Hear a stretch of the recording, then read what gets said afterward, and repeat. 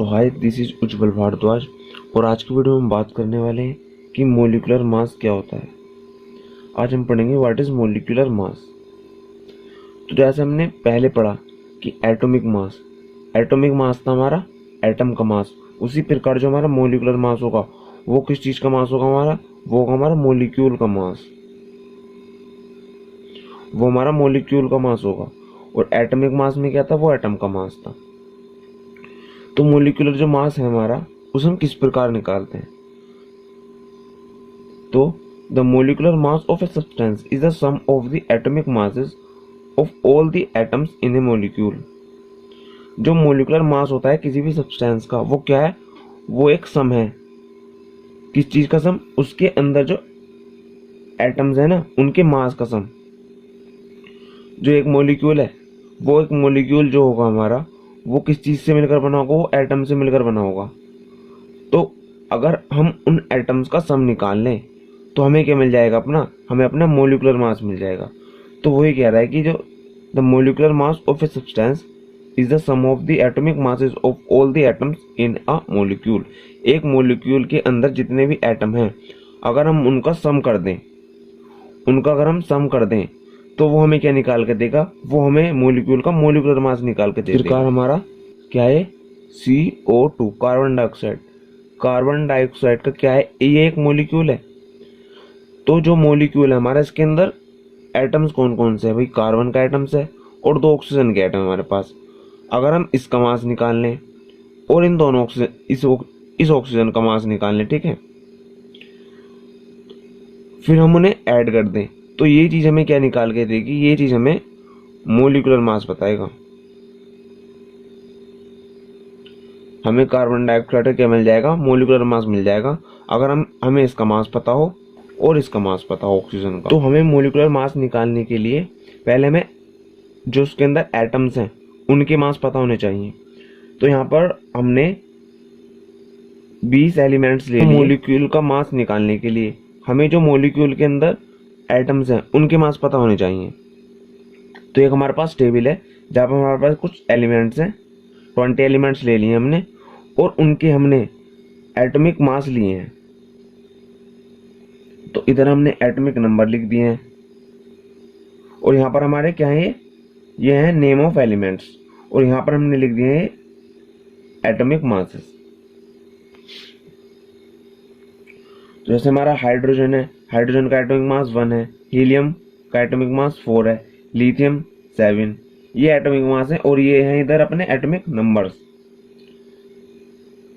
Beryllium 9 है, boron इसका वजन 11 है, कार्बन का 12 है, नाइट्रोजन का 14 है, ऑक्सीजन का 16 है, फ्लोरीन 19 है, नियोन का 20 है इसका मास, सोडियम का मास 23 है, मैग्नीशियम का 24 है, aluminium 27, silicon 28, phosphorus 31, sulphur 32, chlorine 35.5 और आर्गन का हमारे पास 40 है इसका मास।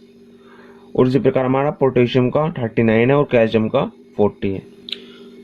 हमारे पास एलिमेंट तो बहुत सारे हैं, 118 एलिमेंट अब तक फाइंड हो चुके हैं, लेकिन आपको 20 तक ये एटॉमिक मास याद कर लो, आपको इनकी ज़्यादा नीड पड़ेगी। और भी आप याद कर सकते हो, जैसे एटॉमिक नंबर 30, ये है हमारा जिंक, ठीक है। तो जिंक का जो एटॉमिक मास होता है वो था 65। और हमारा सिल्वर का जो एटॉमिक मास होता है वो था हमारा 107.8 और इसका हमारे पास एटॉमिक नंबर होता है 47। और 25 इसका एटॉमिक नंबर होता है 25 पर जो होता है हमारा मैग्नीज। और मैग्नीज का जो हमारे पास एटॉमिक मास होता है, उसका जो वजन होता है वो होता है 54.9। और भी बहुत सारे हैं, आप उन्हें याद कर सकते हो। फिलहाल 20 ही आप याद करो, ये मेन है। तो हमने देखा कि जो मोलिकुलर मास है वो क्या है, वो मोलिक्यूल का मास है। और मोलिकुलर मास हम निकालते कैसे हैं कि जो हमारे पास जो मोलिक्यूल है वो एटम से बना हुआ है, उसके अंदर जितने भी एटम्स हैं उन सबका सम कर लो तो हमें मोलिकुलर मास मिल जाएगा। तो बात आती है उसकी यूनिट की। तो जिस प्रकार हमारी एटॉमिक मास की यूनिट क्या थी, एएमयू थी, उसी प्रकार हमारी मोलिकुलर मास की यूनिट भी एएमयू होती है, एटॉमिक मास यूनिट। और या फिर हम इसे लिख सकते हैं यू, इसे बोलते हैं यूनिफाइड मास, यूनिफाइड मास, ये इसकी यूनिट है। It is also called relative molecular mass, इसे हम रिलेटिव मोलिकुलर मास भी बोलते हैं। तो हम सीख लेते हैं कि हम मोलिकुलर मास किसी भी मोलिक्यूल का निकालते कैसे हैं। तो अब हम एक क्वेश्चन लेते हैं जिसमें हमें दिया हुआ है कि find molecular masses of hydrogen, ठीक है। तो हम एक क्वेश्चन ले लेते हैं जिसमें हमें दिया हुआ है find molecular masses of water and HNO3। तो पहले हमें इसका मोलिकुलर मास निकालना है, तो हम क्वेश्चन की मदद से सीख लेते हैं कि हम किसी भी मोलिक्यूल का मोलिकुलर मास कैसे निकालते हैं। तो जैसे हमारे पास क्या है, वाटर है, तो इसके अंदर हमारे पास दो तो हाइड्रोजन है, ठीक है, और ऑक्सीजन कितनी है हमारे पास, एक है। तो हाइड्रोजन का जो हमारे पास वजन होता है इसका, वो कितना होता है हमारे पास भाई, हाइड्रोजन का 1 होता है, और ऑक्सीजन का कितना होता है, ऑक्सीजन का हमने टेबल में दिखाया था आपको, वो होता है 16। तो हम इसे निकालते कैसे हैं। तो पहले तो रख दो आप हाइड्रोजन का जितना वजन होता है, तो 1। अब हाइड्रोजन हमारे पास है कितने, हाइड्रोजन हमारे पास 2 हैं, तो इसकी 2 से मल्टीप्लाई कर दो, प्लस ऑक्सीजन कितने हमारे पास, ऑक्सीजन 1 है ना, तो ऑक्सीजन का मास है कितना, बट ऑक्सीजन का मास हमारे पास 16। तो कितना हो गया, 2 1 2 प्लस 16, तो कितना हो गया हमारे पास 18 यूनिफाइड मास। ये वाटर का मास आ चुका, किस चीज का, H2O का। ये वही तो है जो हमने डेफिनेशन में लिखा हुआ था कि the molecular masses of substance is the sum of atomic masses of all the atoms in a molecule. ये एक मोलिक्यूल के अंदर जितने भी एटम होंगे उनका एटॉमिक मास निकाल लो, और उनका एटॉमिक मास में पता हो, और उनका सम निकाल दें, तो हमें क्या मिल जाएगा, मोलिकुलर मास मिल जाएगा। वही हमने यहाँ पर करा। हमारे पास क्या है, वाटर है हमारे पास, तो वाटर का फॉर्मूला हमारे पास H2O। तो वो कह रहा है कि इस मोलिकुलर मास निकालें कैसे, इसके अंदर जितने भी एटम्स हैं उनका एटॉमिक मास जोड़ दो। तो इसके अंदर 2 तो हाइड्रोजन है, और हाइड्रोजन का एटॉमिक मास कितना होता है, 1।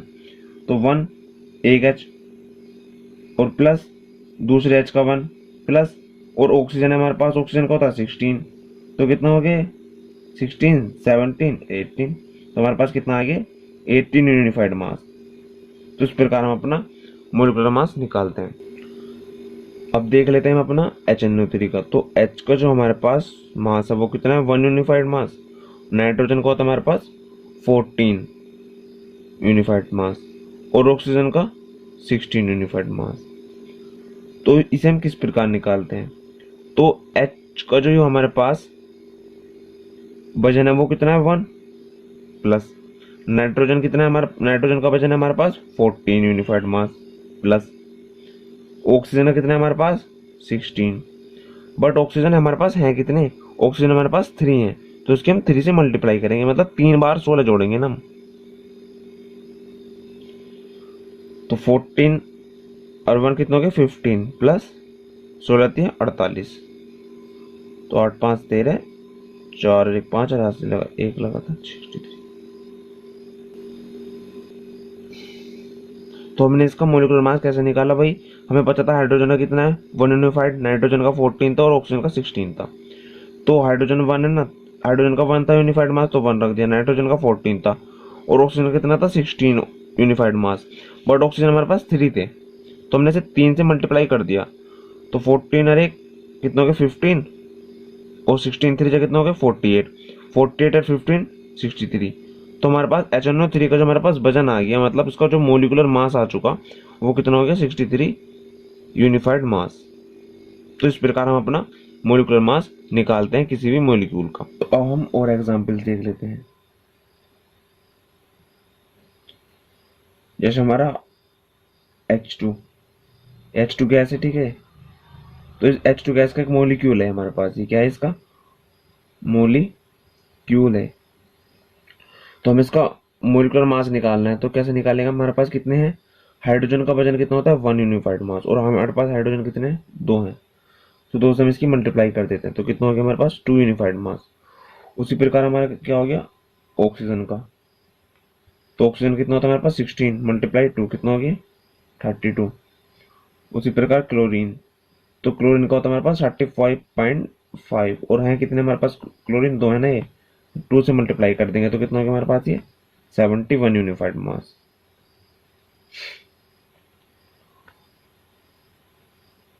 और जैसे हमारे हो गया NH3,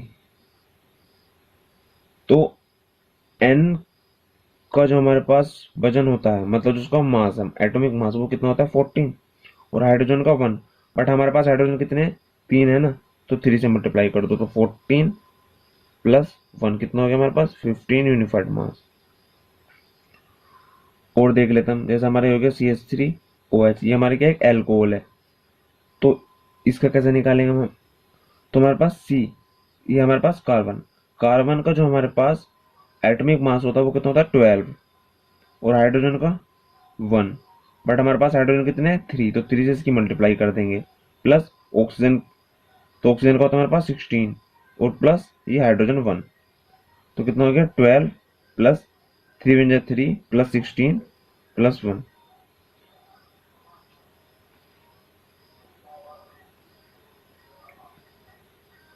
तो 6 2 8 3 11 और 1 12, 2 कैरी 1 1 2 3, तो कितना हो गया 32 यूनिफाइड मास। तो इसका हमारे पास जो वजन आ चुका है, इसका मोलिक्यूल है हमारे पास ये, इसका जो हमारे पास मोलिकुलर मास है वो कितना आ चुका है हमारे पास 42 यूनिफाइड मास।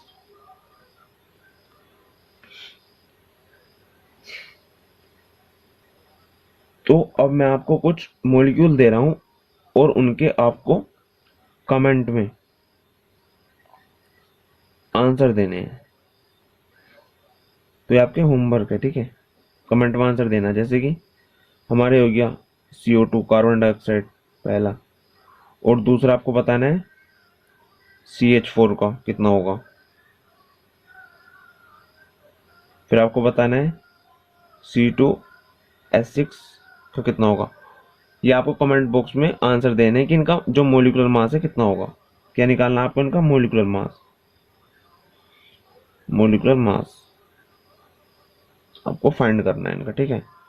तो आप और भी अपनी बुक्स टेक्स्ट बुक से प्रैक्टिस कर सकते हो कि हम किस प्रकार अपना मोलिकुलर मास निकालते हैं। तो अभी तक तो हम बात कर रहे थे कि मोलिकुलर मास, भाई हमारे पास एक मोलिक्यूल था, ये सपोज ये था, ठीक है, या फिर हमारे पास ये था वाटर H2O, तो हमारे पास एक सिंपल कंपाउंड है, ठीक है, उस कंपाउंड का एक ये मोलिक्यूल है, तो हम इसका जो इसका मास निकालते हैं उसे बोलते हैं मोलिकुलर मास, मोलिकुलर मास, ठीक है। अगर सपोज करो और कोई हमारे पास सब्सटेंस हो, तो सब्सटेंस में यहाँ पर क्या था, हमारे जो हमारे पास सब्सटेंस था, ये वाट सब्सटेंस है, ठीक है, तो इसमें क्या था हमारे पास, जो इसके अंदर कॉन्स्टिट्यूएंट पार्टिकल पे होते हैं, वो कंपाउंड जिस चीज से मिलकर बना होता है, तो ये हमारे पास क्या है H2O वाटर, तो इसके कॉन्स्टिट्यूएंट पार्टिकल क्या होंगे, हाइड्रोजन एंड ऑक्सीजन। तो यहाँ पर जो एक मोलिक्यूल के अंदर जो कॉन्स्टिट्यूएंट पार्टिकल थे वे क्या थे, वे एटम थे। बट अगर ऐसे भी तो हो सकता है जो हमारे पास कोई भी सब्सटेंस या फिर कंपाउंड हो, उसके अंदर जो हमारे पास कॉन्स्टिट्यूएंट पार्टिकल हो वो एटम ना होकर क्या हो, आयंस भी तो हो सकते हैं। तो यहाँ तो हमारे पास एटम थे, लेकिन वो आयंस भी तो हो सकते हैं, कैसे, जैसे हमारे पास है क्या है NaCl, NaCl ठीक है सब्सटेंस है, लेकिन जो इसके अंदर कॉन्स्टिट्यूएंट पार्टिकल है वो क्या है, वो Na प्लस और Cl माइनस है। इस अगर हमें इनका ऐसे सब्सटेंस का हमें मास निकालना, तो उसी के वो कैसे निकालेंगे हम, वो देखते हैं। तो उसके लिए हम पढ़ते हैं फॉर्मूला यूनिट मास, फॉर्मूला यूनिट मास। तो अब हम पढ़ लेते हैं फॉर्मूला यूनिट मास। तो फॉर्मूला यूनिट मास, तो वो कह रहा है कि we use formula unit mass for those substance, उन सब्सटेंस के लिए whose constituent particle are ion, जिसके कॉन्स्टिट्यूएंट पार्टिकल्स क्या होते हैं, वो आयंस होते हैं। भाई जो हमारे पास ये फॉर्मूला यूनिट मास है, फॉर्मूला यूनिट मास है, ये भी तो एक प्रकार का मोलिकुलर मास ही तो है, ये भी तो एक प्रकार का मोलिकुलर मास है ना। बट किन के लिए है, ये उनके लिए है जिन मोलिक्यूल, जो मोलिक्यूल है उसके जो कॉन्स्टिट्यूएंट पार्टिकल हैं, या फिर जो हमारे पास सब्सटेंस है उसके अंदर जो हमारे पास कॉन्स्टिट्यूएंट पार्टिकल हैं वो क्या है, वो क्या है, वो आयंस हैं। तो इसे फॉर्मूला यूनिट मास क्यों बोला, तो सपोज करो हमारे पास क्या है NaCl, ठीक है, हमारे पास क्या है साल्ट है, तो हमारे पास क्रिस्टलाइन फॉर्म में होता है, ठीक है, तो उसकी अलग अलग ज्योमेट्रीज होती हैं, जो हमारे पास ये अलग अलग सॉलिड्स, ये सॉलिड्स होते हैं, फिर जो हमारे पास आयनिक कंपाउंड होते हैं इनकी अलग अलग ज्योमेट्री होती है। तो उसके अंदर जो हमारे पास Na होंगे, Na आयंस और Cl माइनस आयंस, तो ये बहुत सारे होंगे। लेकिन हम इसका मास निकालते वक्त कैसे निकालेंगे, इसका मास निकालते वक्त हम इसका केवल क्या लेंगे, एक फॉर्मूला लेंगे NaCl, Na plus Cl minus ये, ठीक है, तो ये फॉर्मूला ले लेंगे, इसकी एक यूनिट लेंगे हम, 1 यूनिट। इसलिए हमने इसको क्या बोला, इसलिए हमने इसको क्या बोला, फॉर्मूला यूनिट मास बोला है। ये भी मोलिकुलर मास, यहाँ भी तो मोलिकुलर मास, एक मोलिक्यूल का मास निकालने हैं, बट इसकी नई फॉर्म है जिसे बोल रहे हैं फॉर्मूला यूनिट मास, उन चीज के लिए जिन सब्सटेंस के अंदर जो कॉन्स्टिट्यूएंट पार्टिकल है हमारे वो आयंस हो। तो देखते हैं अपना, ये निकालते हैं हम इसका फॉर्मूला यूनिट मास, तो NaCl, इसका हम फॉर्मूला यूनिट मास निकालते हैं। तो हमारे पास जो NaCl है, साल्ट है, इसके अंदर भाई एक तो हमारे पास Na प्लस आयन है, ठीक है, और क्या हमारे पास Cl माइनस आयन। तो जिस प्रकार हम अपना मोलिकुलर मास निकाल लेते हैं उसी प्रकार हम अपना फॉर्मूला यूनिट मास निकाल देंगे। भाई इनका सम कर देंगे जो भी इसके अंदर कॉन्स्टिट्यूएंट पार्टिकल है। तो Na जो हमारे पास सोडियम है उसका जो हमारे पास वजन होता है वो कितना होता है 23, और क्लोरीन का हमारे पास कितना होता है 35.5, यूनिफाइड मास और यूनिफाइड मास, इन दोनों को प्लस कर देंगे तो कितना हो गया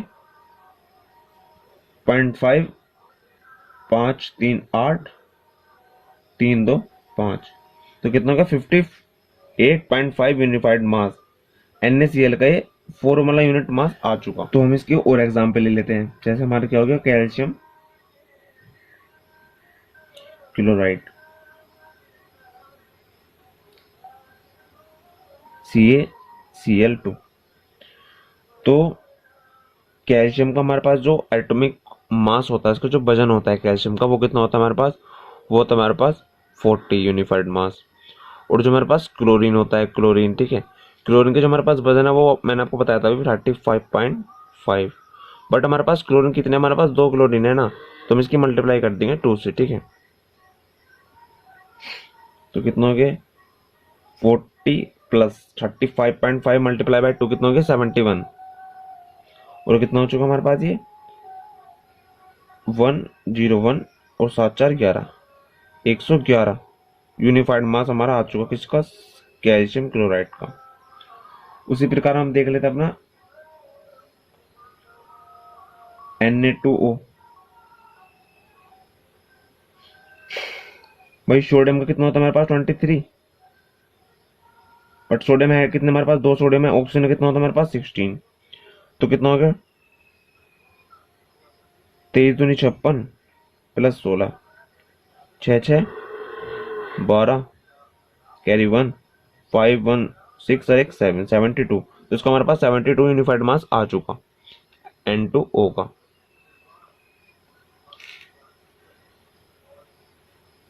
और देख लेते हैं हम, जैसे हमारे क्या हो गया K2CO3, भाई पोटेशियम, पोटेशियम का होता है 39, इसका एटॉमिक जो मास होता है वो होता है 39, और पोटेशियम हमारे पास कितने हैं 2 हैं। और कार्बन, कार्बन का होता है हमारे पास 12 प्लस ऑक्सीजन का हमारे पास 16, इसका 16 यूनिफाइड मास होता है, ऑक्सीजन है कितने हमारे पास 3 है, तो 3 से मल्टीप्लाई कर देंगे हम इसको, 2 नंबर 18 कैरी 1 2 3 4 7, ठीक है। 12 प्लस 16 48, तो हमारे पास कितना आ चुका है? 138 यूनिफाइड मास।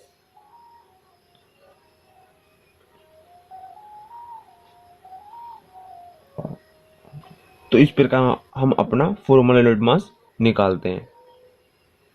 जो हमारा फॉर्मूला यूनिट मास है वो भी एक प्रकार का मोलिकुलर मास ही है, बट उनके लिए अगर हमारे कांस्टेंट पार्टिकल क्या हो, आयंस हो। तो आई थिंक आपको समझ में आ चुका होगा कि हम अपना मोलिकुलर मास किस प्रकार निकालते हैं। टेबल मैंने आपको दिखाई थी अभी, ठीक है। तो ये टेबल में हमारे पास एटम के मासेस दिए हैं। हमारे पास हमने 20 एलिमेंट्स लिए हैं और कुछ एलिमेंट्स भी लिए हैं, और तो ये आपको इनके एटॉमिक मासेस याद करने हैं, जो आपको क्वेश्चन में मदद करेंगे हमारे पास मोलिकुलर मास निकालने के लिए। तो आज के लेक्चर में इतना ही, मिलते हैं अगले लेक्चर में जब हम पढ़ रहे होंगे मोल कॉन्सेप्ट। तो मोल कॉन्सेप्ट आपके क्लास 9 की केमिस्ट्री के लिए और क्लास 10 की केमिस्ट्री के लिए, और आने वाली क्लासेस में आप केमिस्ट्री पढ़ोगे क्लास 11th में भी, बहुत इंपॉर्टेंट होने वाला है। तो अगले लेक्चर में हम जानते हैं कि मोल कॉन्सेप्ट क्या है। तो तब तक के लिए नमस्कार, मिलते हैं अगले लेक्चर में। See you, have a good day.